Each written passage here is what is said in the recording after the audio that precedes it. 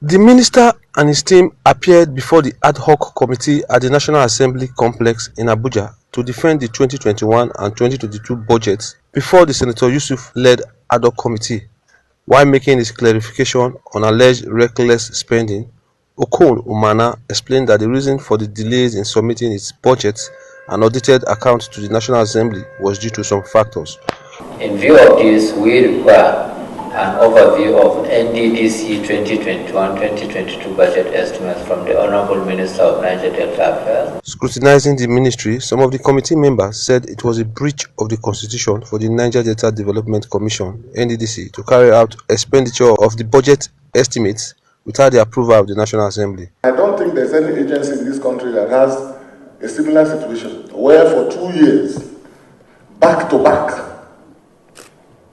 there was no budget, and yet expenditures were made. I would like to know, when at the time you joined as a minister, because even before the minister you were the MD, and by the time you joined as the minister by July 2022, does it mean that they never came to you, the ministry, for any approval? Responding to the Committee on the Financial Records on the expenditures of the Commission, the minister said that it was not in his capacity to know if the NDDC was exceeding its budget, but it is the capacity of the account officer of the Commission to know so.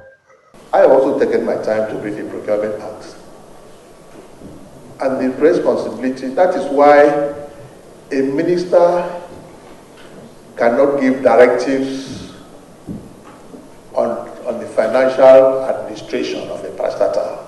In his concluding remarks, the committee chairman said while the committee would cooperate with the Commission to actualize its mandate, the lawmakers will not hesitate to stand against abnormalities. The Senate had earlier stood down consideration of the NDDC 2023 budget and requested further information and clarifications on the financial activities of the NDDC for the 2021-2022 budget estimates before they were later passed.